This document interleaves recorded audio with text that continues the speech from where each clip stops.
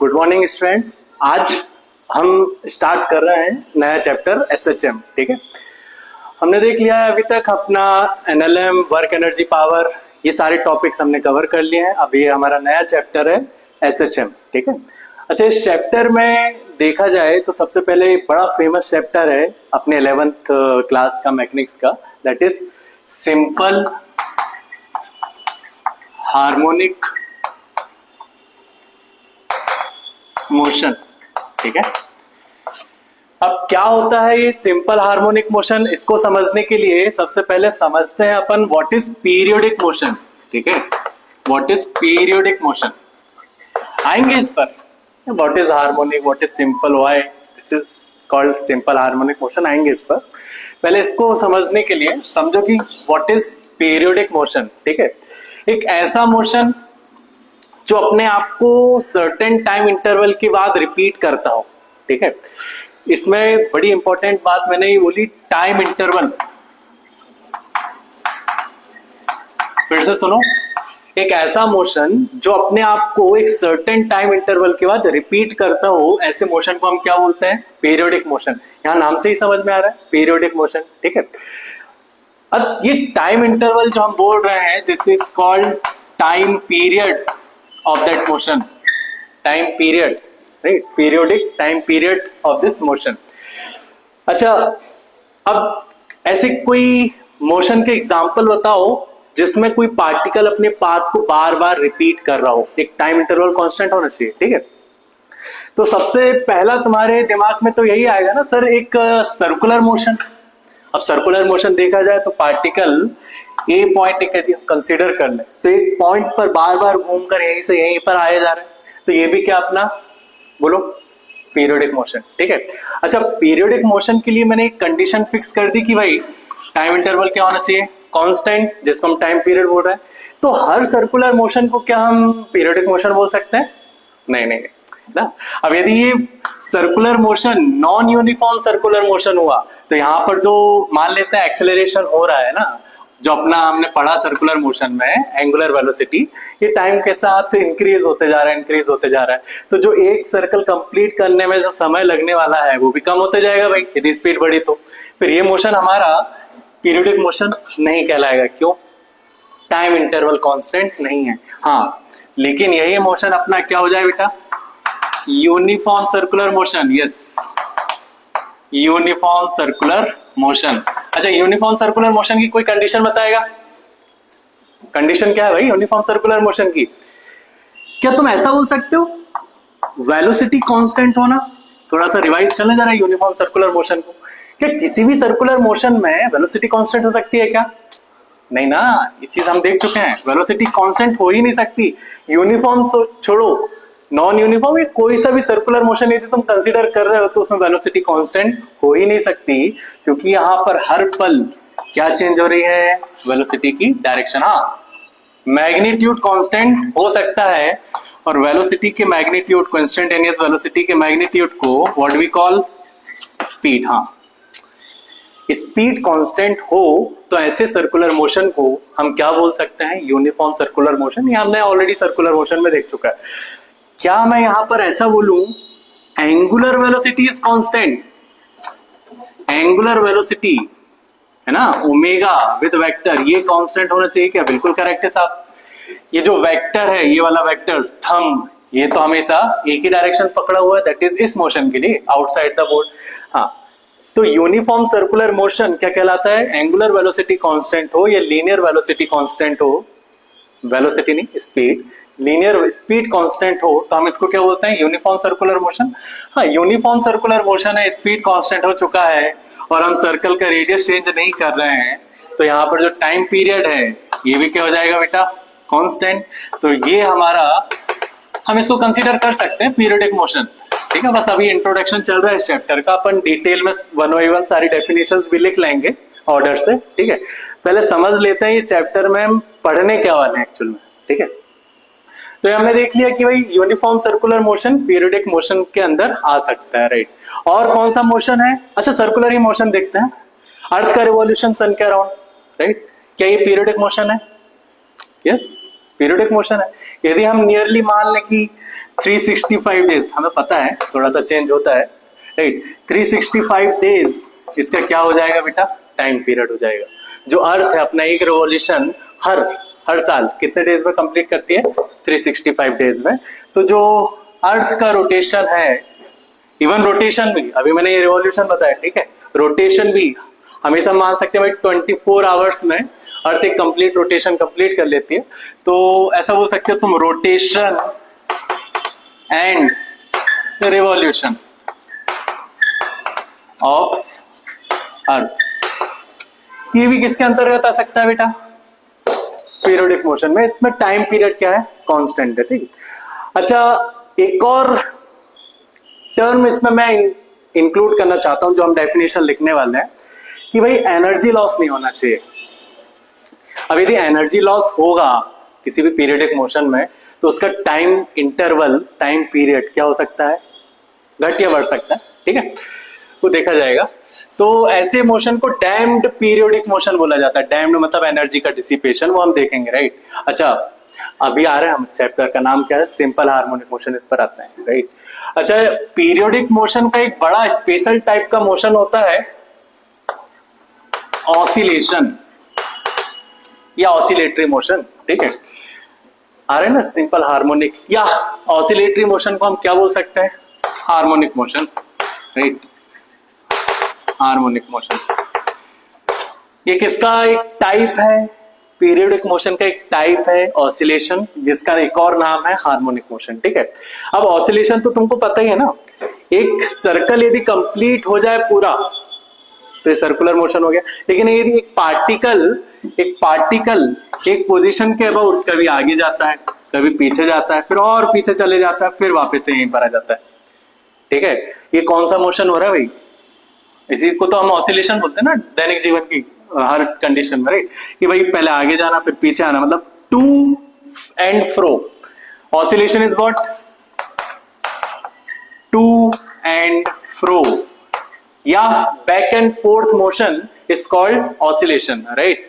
अच्छा, यही पार्टिकल बड़ी स्पीड से, है ना, जिसको हम फ्रीक्वेंसी बोल रहे हैं, स्पीड का नाम नहीं ले रहा हूं मैं, राइट, यदि बहुत ज्यादा फ्रीक्वेंटली, बहुत ज्यादा तेजी से इस पोजीशन के अबाउट बहुत तेजी से ऑसिलेट कर जाए, तो हम इसको क्या बोल देते थे, इसी ऑसिलेशन को हम क्या बोल देते थे, वाइब्रेशन, राइट। यदि मैं ऑसिलेशन को भी दो पार्ट में डिवाइड करना चाहूं, ठीक है, तो उसका जो पहला टाइप होता है that is called simple harmonic motion, जो हमारा चैप्टर का नाम है, हम आएंगे इस पर, क्यों बोल रहे हैं इतना सिंपल, सिंपल हार्मोनिक मोशन और वाइब्रेशन।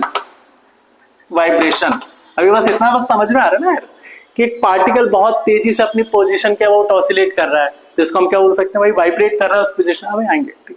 अब सिंपल हार्मोनिक मोशन, हार्मोनिक वो भी कैसा, बड़ा सिंपल सा, सिंपल हार्मोनिक मोशन। अब ये वर्ड क्यों यूज किया जा रहा है ये समझते हैं ना, थोड़ा और समझते हैं कि ऑसिलेशन कैसे हो रहा है, एक और एग्जांपल समझते हैं, ठीक है, राइट। यहां पर देखें सब लोग, एक सिंपल सा बाउल लेते हैं ऑसिलेशन को समझने के लिए, सिंपल सा बाउल लेते हैं, इसमें छोटा सा कंचा या गोली जो तुम बोलते हो ना, कांच का होता है, वो बॉल मान लो एक, ठीक है, एकदम फ्रिक्शनलेस सरफेस है, इसको कंसीडर करते हैं। मान लेते हैं इस टॉप पोजीशन से मैंने इसको रिलीज कर दिया, क्या होगा भाई, हाँ ये नीचे जाएगा ना, बिल्कुल जाएगा नीचे, करेक्ट। तो ये नीचे जाता है, क्या यहां पर रुकेगा ये, नहीं, बिल्कुल नहीं रुकेगा। ऐसा होता तो भाई इसकी एनर्जी कहाँ गई है वाली, जो एमजीएस थी, एक रेफरेंस लाइन यदि हम कंसीडर कर लें, तो कहाँ गई इसकी एनर्जी, रोक ही नहीं सकता ना।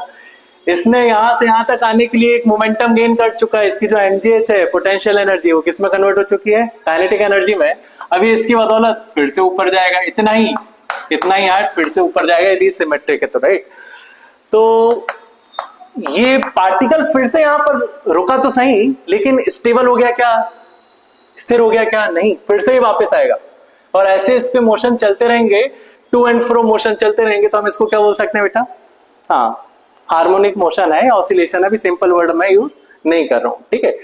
अच्छा, ये पोजीशन पर ये बार बार आने की कोशिश कर रहा है, मैं यहां से छोड़ता था तो ये नीचे जाता था, हाँ मोमेंटम के कारण आगे निकल जाता था, लेकिन फिर से नीचे आता था, फिर ऊपर जाता था। इस पोजीशन को बोलते हैं हम mean position, it is a mean position. हमने वर्क एनर्जी पावर में देखा था कि बॉडी हमेशा अपनी लोएस्ट पोटेंशियल एनर्जी में रहना चाहती है, हर दुनिया का रूल है, ठीक है। तो इसको हमने जहां पर हमारी पोटेंशियल एनर्जी मिनिमम होती थी, है ना, हम बार बार इसको रिपीट नहीं करेंगे, वर्क एनर्जी पावर में हमने देख चुका था, जहां पर हमारी पोटेंशियल एनर्जी मिनिमम होती थी, हम इसको कौन सा इक्विलिब्रियम बोलते थे बेटा? Stable equilibrium. Stable equilibrium, right. अच्छा, स्टेबल इक्विलिब्रियम का मतलब ये तो है ही कि एफ नेट फोर्स जो है बॉडी पर, नेट फोर्स वो क्या होना चाहिए? 0। बिल्कुल सही बात है। लेकिन स्टेबल के लिए पोटेंशियल एनर्जी क्या होनी चाहिए? मिनिमम। 0 नहीं बोल रहा हूं मैं, 0 भी हो सकता है मिनिमम एक, लेकिन मिनिमम का वैल्यू बस कम, पूरी पोजीशन में सबसे कम पोटेंशियल एनर्जी कहां पर होनी चाहिए बेटा? हाँ, मेन पोजीशन पर, राइट। तो ऐसी पोजीशन को जहां पर नेट फोर्स 0 हो, बिल्कुल सही, लेकिन मिनिमम एनर्जी हो, पोटेंशियल एनर्जी, उसको क्या बोलते हैं अपन? Mean position. अच्छा, ये मीन पोजीशन पर आना चाहती है लेकिन रुक नहीं पाती है। रुकती कहां पर है? एक ही पोजीशन दिख रही थी। रुकने का मतलब क्या है बेटा? अपनी डायरेक्शन बदलना। डायरेक्शन बदलने के लिए वेलोसिटी क्या होना पड़ेगा? 0 होना पड़ेगा, ऑब्वियस सी बात है। जहां पर वेलोसिटी 0 है, बॉडी अपना डायरेक्शन चेंज कर रही, बैक एंड फोर्थ आने के लिए, टू एंड फ्रो आने के लिए, इसको हम क्या बोलते हैं? ये अपनी एक्सट्रीम पॉइंट्स पर आ चुकी है। Extreme position, extreme position, right. Extreme position के अंतर में, मतलब बीच में कहीं अपनी बॉडी ऑसिलेट कर रही है, और जहां पर बॉडी अपनी मिनिमम पोटेंशियल एनर्जी को गेन करती है, हम इसको क्या बोलते हैं?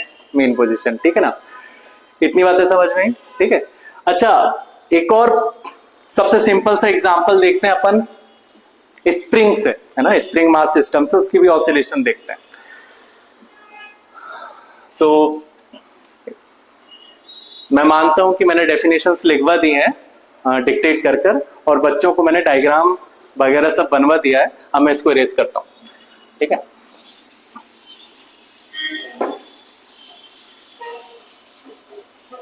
राइट। यदि बड़ा सिंपल सा क्लासिक एग्जांपल है ये, तो मैं बहुत बार यही एग्जांपल दूंगा, और बढ़िया है समझने के लिए। क्वेश्चन में भी यही दिखेगा तुम्हें मैक्सिमम टाइम, हर बार नहीं, काफी क्वेश्चन बनते हैं इस पर, बस एग्जांपल है, ठीक है। एक स्मूथ सरफेस ले लें हम, एक स्प्रिंग कनेक्ट कर दें, और स्प्रिंग के एक एंड को फिक्स करके एक मास कनेक्ट कर देते हैं यहाँ पर, ठीक है। अभी कुछ नहीं छेड़ा नहीं है सिस्टम को हमने। तो यहां पर यदि मैं इस मास को थोड़ा सा डिस्टर्ब कर दूं, जैसे यहां पर ये बॉल रखी थी ना, थोड़ा सा डिस्टर्ब करके, थोड़ा सा, ज्यादा नहीं, थोड़ा सा डिस्टर्ब करके इसको छोड़ दो, तो ये क्या करने लग रहा था? ऑसिलेशन। ऐसे ही मैं क्या करता हूं, आइडियल स्प्रिंग अपनी इस पोजीशन पर रखा था, इसको मैंने थोड़ा सा एक्सटेंड कर कर खींच दिया, कुछ एक्सटेंशन दे दिया मैंने, मान लेते हैं एक्स खींचा हमने, छोड़ दिया, ठीक है। अब जैसे ही हमने रिलीज किया, ये जो स्प्रिंग की पोटेंशियल एनर्जी थी, मेरे वर्क करने के कारण इस स्प्रिंग में कुछ पोटेंशियल एनर्जी स्टोर हुई होगी, तुम्हें तो पता है कितनी होती है बेटा? बोलो, हाफ के एक्स स्क्वायर, ठीक है। इतनी एनर्जी मैंने सिस्टम को दे दी, मान लो अभी के लिए, ऐसी इतनी एनर्जी मैंने कुछ वर्क करके सिस्टम को दे दी। अब क्या होगा, जैसे ही मैं इसको रिलीज करूंगा, ये वापिस से एक पोजीशन जहां पर उसका नेट फोर्स 0 होना था, है ना। अच्छा, यहां पर नेट फोर्स कहां पर 0 था? यहां पर इस, देखो यहां पर ऑसिलेशन होने वाला है इस डायरेक्शन में, इस डायरेक्शन के अलावा कोई फोर्स है ही नहीं इस पोजीशन पर बेटा, जब ये ब्लॉक अपने रेस्ट पर था। मतलब यहां पर नेट फोर्स 0 था, स्प्रिंग में कोई भी कंप्रेशन नहीं था, पोटेंशियल एनर्जी क्या थी? 0 या मिनिमम। तो हम इसको क्या बोल सकते हैं बेटा? मीन पोजीशन, है ना। स्टेबल इक्विलिब्रियम है यहाँ पर, तो हम इसको क्या बोल सकते हैं? Mean position. तो मीन पोजीशन से हमने कुछ खींचा, छोड़ दिया, वापस आया ये, लेकिन रुक नहीं पाया, हाँ, काइनेटिक एनर्जी में कन्वर्ट हो गया होगा, तुम समझ गए।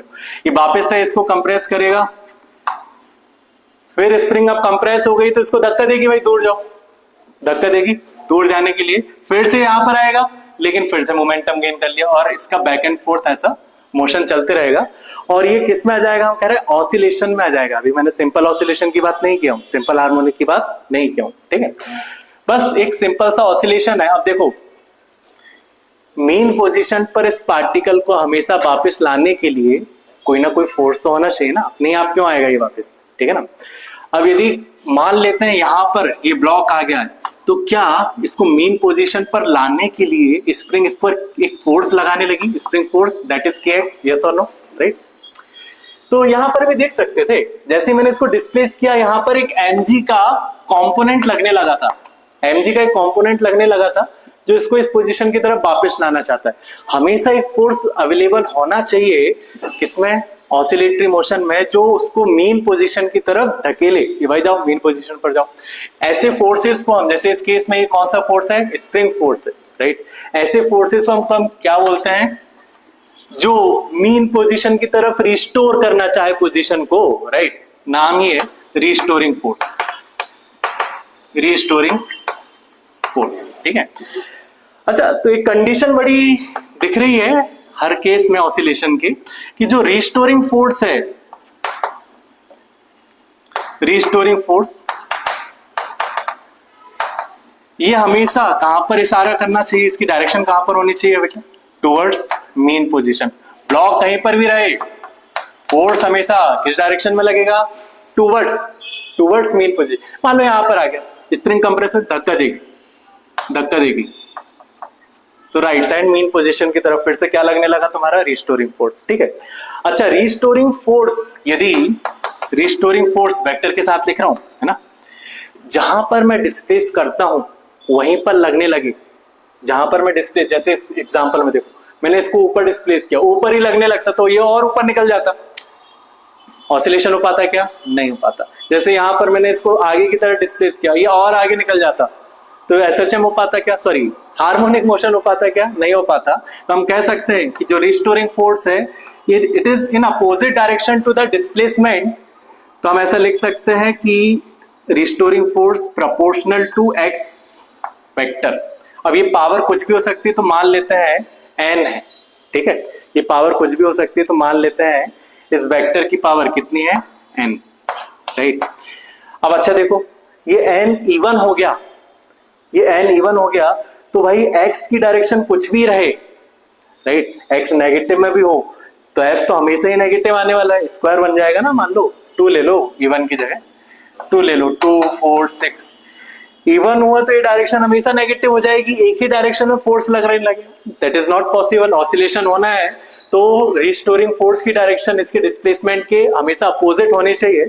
तो हम ऐसा बोलते हैं कि एन यदि ऑड हुआ, हाँ, एन यदि ऑड हुआ तो ये डायरेक्शन एडजस्ट कर सकता है फोर्स के अकॉर्डिंग, और हम क्या बोल सकते हैं कि फोर्स हमेशा डिस्प्लेसमेंट के अपोजिट डायरेक्शन में लगेगा, तो ये रिस्टोरिंग फोर्स कहलाएगा ऑसिलेटरी मोशन के लिए, राइट। कितना क्लियर है। अब ये एन का वैल्यू बड़ा सिंपल सा हो जाए, सबसे सिंपल क्या हो सकता है, 0 तो नहीं हो सकता, कांस्टेंट फोर्स हो जाएगा। सबसे सिंपल इंटीजर यदि n इज इक्वल टू 1 हो जाए तो बस आ गया हमारे चैप्टर का नाम, सिंपल हार्मोनिक मोशन, ठीक है। n कोई दूसरा ऑड नंबर हुआ लाइक 3 4 सॉरी 5 7 9, तो इसको हम बोलते हैं हायर ऑर्डर ऑफ ऑसिलेशन, जो हमारे सिलेबस में बिल्कुल भी नहीं है। या तुम इनको वाइब्रेशन का नाम भी दे सकते थे ना।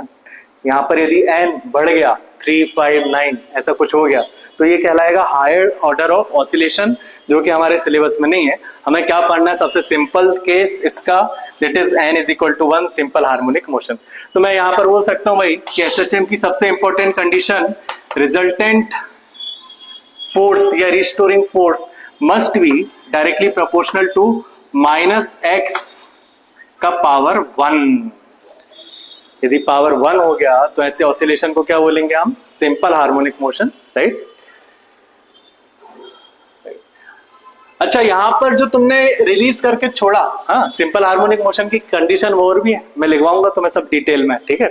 अभी बोर्ड में हम सब कुछ नहीं लिख सकते, मैं डिक्टेट करा दूंगा तुमको। एक और कंडीशन ये है सिंपल हार्मोनिक मोशन की बेटा, कि यहां पर no dissipation of energy, no dissipation of energy ये होना चाहिए। यदि एनर्जी डिसिपेट होती है तो हम उसको सिंपल हार्मोनिक मोशन नहीं कहेंगे, वो अलग से एक मोशन आ जाता है डैम्प्ड एसएचएम, डैम्ड ऑसिलेशन, उसमें हम कंसीडर करेंगे उसको, वो हमारे चैप्टर के लास्ट में हम उसको पढ़ाएंगे, ठीक है, राइट। तो इसके मेन पोजीशंस है, कुछ टर्मिनोलॉजीज हैं वो भी लिख लेते हैं। जैसे पहला, व्हाट इज एम्पलीट्यूड, भाई एसएचएम चल रहा है तो एक और टर्म आता है, मेन पोजीशन से जो एक्सट्रीम पोजीशन की डिस्टेंस है, इट इज कॉल्ड एम्पलीट्यूड।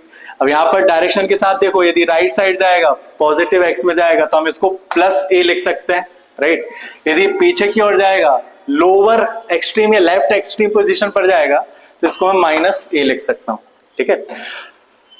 अब हम यहाँ पर इक्वेशन वगैरह भी निकाल सकते हैं। ये फोर्स को देखो जरा, तो मैं क्या लिख सकता हूं इसको, M A is equal to, कोई कांस्टेंट आ जाएगा, राइट। इस केस में वो कांस्टेंट क्या दिख रहा था, स्प्रिंग कांस्टेंट, राइट। यहां पर कुछ और होगा, हम जनरलाइज फॉर्म में देख रहे हैं। बस यही है क्या एसएचएम, ये दोनों ही है क्या, नहीं, ऐसे ढेर सारे मोशन हो सकते हैं। तो मान लेते हैं कोई कांस्टेंट क्या जाता है, राइट। तो ये इक्वेशन हो जाएगी। और यहां पर यदि मैं एक्सेलरेशन की वैल्यू बेटा D square x upon D T square लिख दूं तो कोई दिक्कत क्या, नहीं, इज इक्वल टू माइनस के एक्स, राइट। अब यहां पर यदि मैं इसको सिंप्लीफाई करूं, एक स्टेप खा जाऊं, तो ये क्या हो जाएगा, के बाई एम एक्स बराबर 0, ठीक है, समझ में आ गया होगा। हमने एम को नीचे भेजा और इसको यहां पर वापस लाया, तो इसको हम कहते हैं कि ये है equation of SHM in differential form, equation of SHM in differential form. 12th में तुम इन डिफरेंशियल इक्वेशन को सॉल्व करना भी सीखोगे, ठीक है। एक्चुअली 12th में भी नहीं मिलेगा ये, मोस्टली तुम्हें ये इंजीनियरिंग के फर्स्ट ईयर में मिलेगा, राइट। तो इसको हम यहां से सॉल्व नहीं करेंगे, हम एक तरीका देखेंगे जिसको बोलते हैं फेजर डायग्राम, राइट। वहां से हम इक्वेशन निकालेंगे। और एक और तरीका है जहां से हम इसका सिंपल एक्स का वैल्यू निकाल सकते थे कुछ टाइम के फॉर्म में, राइट, वो हम निकालेंगे। तो सर सफिशिएंट है, थैंक यू।